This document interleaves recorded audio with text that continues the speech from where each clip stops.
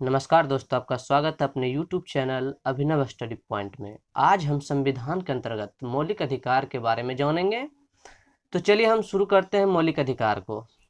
तो देखिए, यहाँ पर हम मौलिक अधिकार को आप एक कहानी की तरह हम बताएंगे। स्वतंत्रता के अधिकार को हम कहानी की तरह बताएंगे। देखिए, हर एक चीज़ को रटना जरूरी नहीं है, बल्कि समझना जरूरी है। जहाँ पर रटने की आवश्यकता है वहाँ रटिए, जहाँ पर समझने की आवश्यकता है वहाँ पर समझा कीजिए। तो चलिए यहाँ पर हम समझते हैं, और ये आज के बाद आप कभी भूल नहीं पाइएगा। यदि एक बार आप ध्यान से यहाँ पर सुन लीजिएगा तो आप उम्मीद करते हैं कि आप कभी भूल नहीं पाइएगा। तो चलिए हम शुरू करते हैं।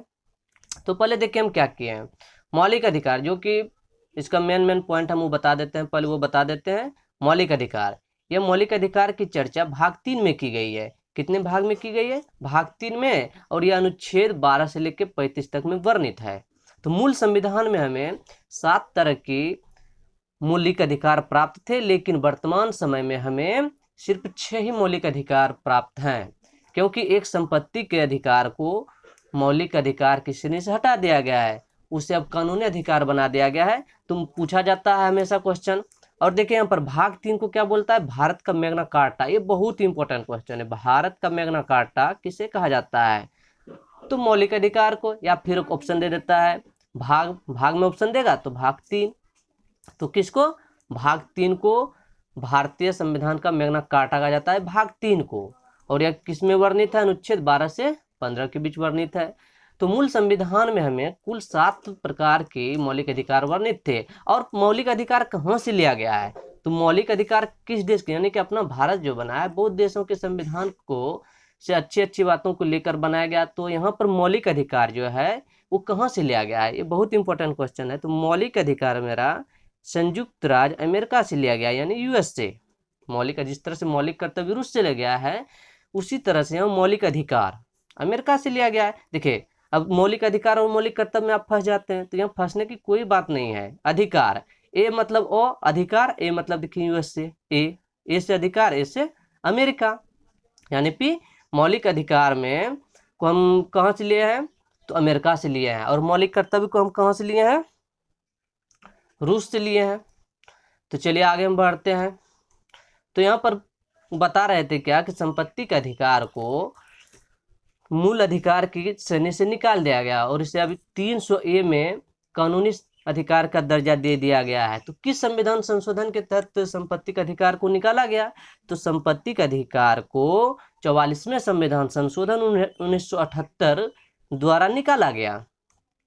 ये पहले अनुच्छेद 31 के तहत वर्णित थे, लेकिन अब इसे मौलिक अधिकार की श्रेणी से हटाकर इसे कानूनी अधिकार दे दिया गया है।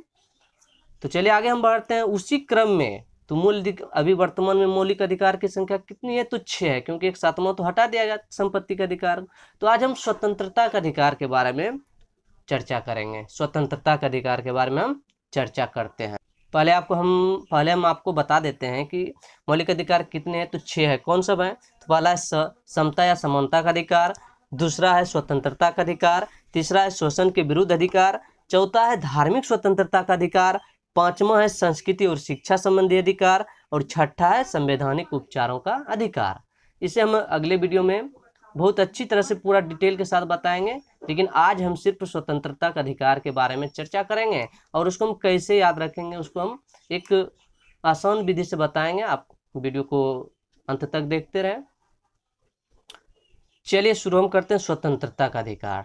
तो स्वतंत्रता का अधिकार, पहले हमें मूल संविधान में 7 तरह की स्वतंत्रता थी। देखिए, जिसका वर्णन अनुच्छेद 19 में किया गया है। स्वतंत्रता का वर्णन अनुच्छेद 19 से 22 तक में किया गया है। लेकिन यहाँ पर देखिए, मूल संविधान में 7 तरह की स्वतंत्रता थी, लेकिन वर्तमान में 6 तरह की स्वतंत्रता है। जैसे मौलिक अधिकार के श्रेणी से जैसे ही संपत्ति का अधिकार को हटाया, तो वह क्योंकि वह भी स्वतंत्रता का अधिकार के अंतर्गत आते थे, 19F के अंतर्गत, तो यहाँ से भी उसको निकाल दिया गया। यानी कि अब स्वतंत्रता का अधिकार जो पहले 7 थी, अब घटकर कितनी रह गई? तो 6 ही रह गई। जैसे कि मौलिक अधिकार 6 रह गया है, उसी तरह से स्वतंत्रता का अधिकार भी 6 रह गया है, जिसका वर्णन हम अनुच्छेद 19 के अंतर्गत करते हैं। तो चलिए हम देखते हैं अनुच्छेद 19 को कितने भागों में। तो पहले जो 7 भाग में तब 6 भाग बच गया है। अनुच्छेद 19A बोला जाता है, B बोला जाता है, C, D, E, अब तो नहीं है, अब G तक, यानी कि 6 भाग है अभी। तो चलिए अब शुरू करते हैं। ये बहुत इंपॉर्टेंट प्रश्न यहाँ से हमेशा पूछा जाता है, आप देखते होंगे कि बोलने की स्वतंत्रता किस अनुच्छेद के तहत वर्णित है, तो अनुच्छेद 19A के तहत वर्णित है। प्रेस की स्वतंत्रता, सूचना का अधिकार स्वतंत्रता, प्रदर्शन एवं विचारों का अधिकार की स्वतंत्रता, फोन टैपिंग के विरुद्ध अधिकार की स्वतंत्रता, ये सब हमारे अनुच्छेद 19A के तहत वर्णित है। तो इसको याद कैसे रखना है, तो चलिए हम इसको याद करने का एक सुनिएगा, आप सिर्फ सुनिएगा तो याद हो जाएगा। तो सुनिए सिर्फ ध्यान से। तो यहाँ पर क्या है, बोलने की, तो चलिए हम देखते हैं कैसे इसको याद रखना है। 19A बोलने की स्वतंत्रता, तो बोलने की स्वतंत्रता, तो यहाँ देखिए क्या है कि हम शुरू में जब कुछ नहीं जानते हैं तो पहले बोलने के लिए सीखते हैं। तो क्या क्या यदि हम पढ़ने लिखने के लिए शुरू करते हैं तो पहले अक्षर क्या लिखते हैं, ओ लिखते हैं, मतलब ए।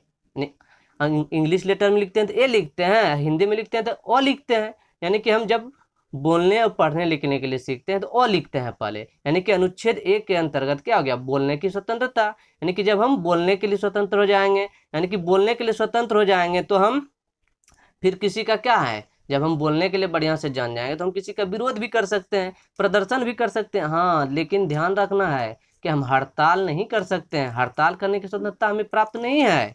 हम प्रदर्शन कर सकते हैं, किसी का सरकार की विरोध कर सकते हैं, उससे हम सूचना प्राप्त कर सकते हैं कि आप क्या कार्य कर रहे हैं उसके बारे में हमको सूचना दीजिए। तो और हम अपना अभिव्यक्ति को व्यक्त कर सकते हैं। अभिव्यक्ति का मतलब क्या हुआ, हम अपने भावनाओं को किसी भी तरह से व्यक्त कर सकते हैं। तो कैसे कर सकते हैं अपने व्यक्त, चाहे हम लिख के करें, बोल के करें, या कुछ छाप के करें, या फिर चित्र बना के करें। यदि हम छाप के करते हैं तो क्या, प्रेस की स्वतंत्रता क्या करता है, प्रेस क्या करता है, स्वतंत्र है, वह पेपर छाप के अपना स्वतंत्रता को व्यक्त करता है। तो यहाँ पर छापने से क्या हो गया, प्रेस की स्वतंत्रता। हम बोलने के लिए यदि स्वतंत्र हैं तो हम प्रेस की स्वतंत्रता मतलब छापने के लिए भी स्वतंत्र हैं, और हम बोलने के लिए स्वतंत्र तो प्रदर्शन व विरोध भी करेंगे, सूचना उससे एकत्र करेंगे। और जब देखिए आप बोलने के लिए स्वतंत्र हैं तो आपका फोन टैपिंग कोई करेगा तो आप उसको करने दीजिएगा नहीं, क्योंकि आप फोन में भी तो आप बोल ही रहे हैं ना, आप बोलने के लिए स्वतंत्र हैं। यानी कि फोन टैपिंग के विरुद्ध अधिकार भी है, यदि आपका कोई फोन टैपिंग करता है तो उसके खिलाफ आप FIR दर्ज करते हैं। इस तरह से क्या हो गया, हम बोलने के लिए स्वतंत्र है अनुच्छेद 1 के तहत। यानी कि शुरू में हम क्या सीखते हैं, ए मतलब और, यानी कि हम बोलने के लिए यदि लिखने के लिए पढ़ने के लिए कुछ शुरू करते हैं तो ए से शुरू करते हैं। तो अनुच्छेद 1 के तहत ये हो गया। चलिए अब अगला देखते हैं। अगला है अनुच्छेद 19B। तो आप पहले क्या देखें, ए में जो बोलने की स्वतंत्रता, आप देखिए कोई अच्छा वक्ता है यदि खूब बढ़िया से वो बोलने के लिए जानता है तो एक सभा भी कर सकता है, यानी कि उसमें कैपेसिटी है वो सभा करने की, सार्वजनिक बैठकों में भाग ले सकता है वो, क्योंकि अब बोलने के लिए जानता है तो वो सार्वजनिक बैठकों में भाग लेके भी कुछ बोल सकता है। हाँ, लेकिन ध्यान रखना चाहिए कि हम ऐसा बात नहीं बोलें कि जिससे कि अन्य लोगों को कठिनाई का सामना करना पड़े, जिससे उसका अपमान हो, उसका मानहानि हो, ऐसा नहीं बोलना है। यानी हम बोलने के लिए स्वतंत्र हैं लेकिन किसी को ठेस पहुंचाने के लिए हम स्वतंत्र नहीं हैं। तो हम क्या करेंगे, बोलने के लिए जब स्वतंत्र थे तब हम सभा कर सकते हैं, यानी कि सभा करने की स्वतंत्रता। हाँ, सभा कर सकते हैं लेकिन बिना हथियार के, बिना किसी अस्त्र शस्त्र के आप सभा कर सकते हैं, सभा कर सकते हैं, आदमियों को आप जमा कर सकते हैं, यानी कि सार्वजनिक बैठकों में आप कहीं भाग भी ले सकते हैं। तो चलिए 19B में क्या हो गया, सभा करने की स्वतंत्रता हो गया, लेकिन बिना हथियार के आप सार्वजनिक बैठकों में भी भाग ले सकते हैं। अब देखिए अनुच्छेद 19C है, यहाँ पर क्या बोल रहा है, संघ संगठन एवं समूह बनाने की स्वतंत्रता। तो ये देखिए बहुत इंपॉर्टेंट है। आप क्या किए, अनुच्छेद A में क्या किए, बोलने के लिए जाने, फिर क्या किया, आप सभा किए। सब सभा किए तो सभा करने का तो कोई आपका उद्देश्य होगा, तो सभा करने के बाद जब आप आदमियों को एकत्रित किए तो सब बोला नहीं, आप एक संगठन बनाइए, एक समूह बनाइए, एक संघ बनाइए। यानी कि सभा करने का औचित्य यहाँ पर क्या था, यानी सभा करने का औचित्य यहाँ पर था एक संगठन। जब सभा बुला दिए तब संगठन बनाने के लिए बोला, हम एक संगठन बनाए या संघ बनाए या फिर समूह बनाए। यानी पर क्या हो गया, कहने का मतलब सिपोर संघ, सिपोर संगठन, सिपोर समूह। यानी कि अनुच्छेद 19C के तहत हम संघ बनाए, संगठन बनाए, एक समूह बनाए। यानी कि हम क्या कर दिए, जब हम सभा किए तो उसके बाद क्या किए, संगठन बनाए। और ये एक इम्पोर्टेंट है, एक सहकारी समितियों का निर्माण की स्वतंत्रता, जिसे कि 97वें संविधान संशोधन 2011 के तहत दिया गया। ये पहले नहीं था, ये 97वें संविधान संशोधन 2011 के तहत वर्णित किया गया है, तो इसलिए बहुत इंपॉर्टेंट है। क्वेश्चन पूछा जाता है कि सहकार्य समिति का निर्माण की स्वतंत्रता किस संविधान संशोधन के तहत दी गई? तो 97वें संविधान संशोधन के तहत दी गई। और कौन सा अनुच्छेद में दी गई? अनुच्छेद 19 के सी में दी गई। तो अब यहाँ तक क्या देखें, अब संगठन तो बना लिए हैं। अब संगठन बनाने का उद्देश्य क्या है? अब संगठन को क्या करना है? संगठन को विस्तार भी तो करना है कि संगठन बना के छोड़ दिए। अब संगठन को विस्तार करिएगा तो क्या करिएगा? कहीं पर आइए जाइएगा तभी तो, क्या घर बैठे हो जाएगा? नहीं। तो इसके लिए क्या है, आपको कहीं आने जाने की आवश्यकता होगी, तभी तो आपका धर्म का प्रचार हो गया। अब किसी भी उद्देश्य से संगठन बनाए, चाहे धर्म के उद्देश्य से बनाए हो या फिर कोई भी उद्देश्य रहे आपका। तो देखिए यहाँ पर क्या है, अनुच्छेद 19D यहाँ पर क्या बोल रहा है, भारत के संपूर्ण राज्य क्षेत्र में बिना किसी बाधा के आवागमन या आने जाने की स्वतंत्रता। तो आपको हम क्या बताएं, अभी जब आप संगठन बना लिए हैं तो संगठन बनाने तो कुछ उद्देश्य होगा, उसका तो प्रचार प्रसार करिएगा ना। तो प्रचार प्रसार क्या घर बैठे हो जाएगा? उसका प्रचार प्रसार करने के लिए आपको कहीं एक राज्य से दूसरे राज्य या एक गांव से दूसरे गांव, एक शहर से दूसरे शहर जाना पड़ेगा।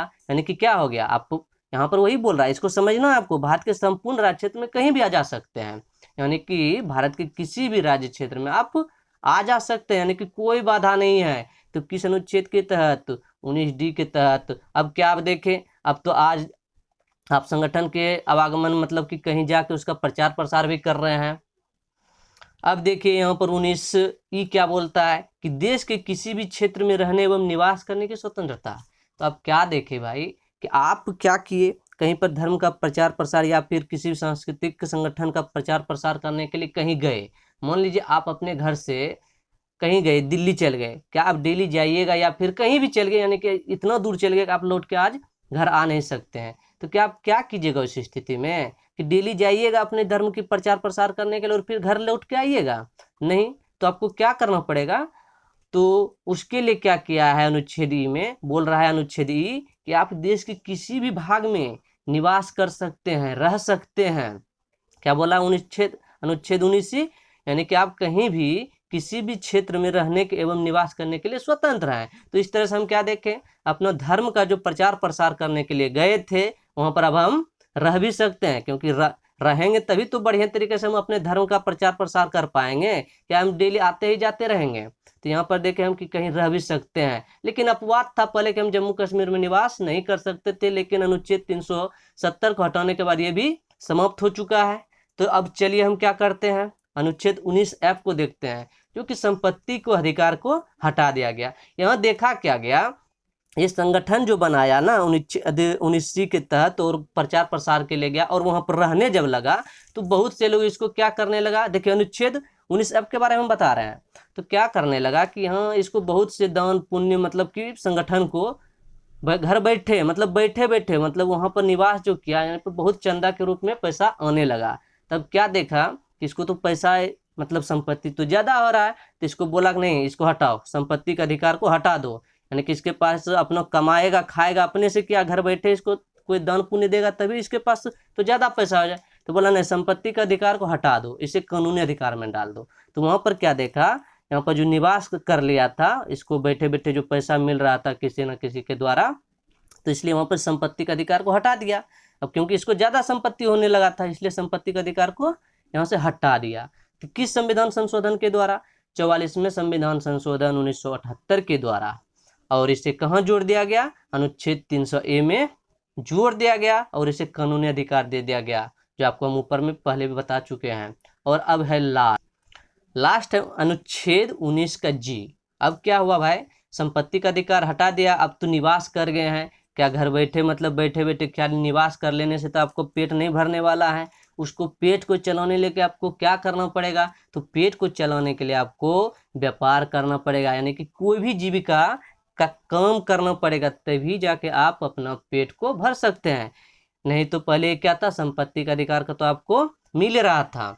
लेकिन हम ये आपको कहानी के माध्यम से बता रहे हैं इसलिए कि आपको यहाँ पर याद रह जाए, ऐसा नहीं है। लेकिन आपको पॉइंट तो यही याद करना है, लेकिन कैसे याद करना है, क्रम बाय क्रम आपको बता रहे हैं। अब निवास कर लिए हैं तो क्या किया, आप व्यापार एवं जीविका भी चलाने लगे। तो इस तरह से मेरा अनुच्छेद यानी कि स्वतंत्रता के अधिकार के अंतर्गत जितने भी अनुच्छेद 19 के अंतर्गत भाग थे वो समाप्त हो गया। तो चलिए हम एक बार इसको फिर से देख लेते हैं।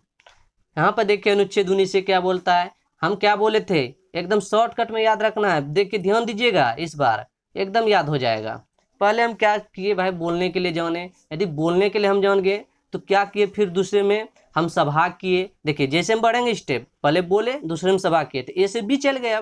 अब फिर हम क्या किए, सभा किए, सभा करने के लिए स्वतंत्र हुए। फिर जब हम सभा कर लिए ना तो हम संगठन बनाए। सभा में क्या हमारा एक लक्ष्य निकला कि नहीं भाई एक संगठन बनाना है, तो सी में चल गए संगठन। अब संगठन के बना लिए, तब क्या बोलते हैं भाई इसका प्रचार प्रसार भी तो करना है, तो अनुच्छेद डी में चल गए हम। देखिए तो यहाँ पर क्या हो गया, अब उसका आवाजमान होने लगा, मतलब उसके संगठन का प्रचार प्रसार करने लगे। और जब प्रचार प्रसार करने गए तो हम क्या देखे कि एक ही दिन में लौट के हम नहीं आ पा रहे हैं, तो वहाँ पर निवास भी कर गए। अब निवास जब कर गए तो क्या देखे यहाँ पर, फिर अब उसको मेरा अपना पेट पालने के लिए क्या करना पड़ा, हमको अपना रोजगार खोलना पड़ा, हम कोई भी व्यापार शुरू किए, जीविका चलाने का अधिकार मिला हमको। इस तरह से मेरा संपत्ति के स्वतंत्रता का अधिकार के अंतर्गत अनुच्छेद 19 के तहत जितने भी अधिकार थे उसे हम एक आसानी से याद रख लिए। एक बार हम फिर रिपीट कर देते हैं। पहला क्या हो गया, बोलने की, पहला क्या देखें हम शॉर्टकट में एक बार लिख भी देते हैं। पहला हो गया बोलना, जब पहले बोलेंगे, फिर क्या किए हम सभा किए, फिर सभा किए, फिर हम क्या किए संगठन बनाए, संगठन बनाए तो इसका फिर क्या किए आवागमन किए, आवागमन किए, फिर आवागमन किए तो हम क्या कर गए निवास कर गए, और निवास कर गए तो फिर क्या हम किए अपना जीविका चलाए। देखिए क्या बोले 1 2 3 4 5 6, यानी कि A B C D E और एफ, सॉरी एफ नहीं होगा यहाँ पर जी होगा, क्योंकि अब तो मेरा संपत्ति का अधिकार जिसे कि हम हटा दिए। तो इस तरह से आपको संपत्ति का अधिकार जितने भी थे स्वतंत्रता का अधिकार के अंतर्गत हम बता दिए। तो आपको वीडियो कैसा लगा, आप यदि इस चैनल पर नए हैं, पहली बार इस चैनल को व्यू कर रहे हैं, तो पहले चैनल को सब्सक्राइब कर लें, और वीडियो बहुत ही अच्छा लगा है तो शेयर कर दें, लाइक कर दें, कमेंट कर दें, जिससे कि हम आपके लिए इसी तरह की वीडियो लाते रहें। तब तक के लिए धन्यवाद।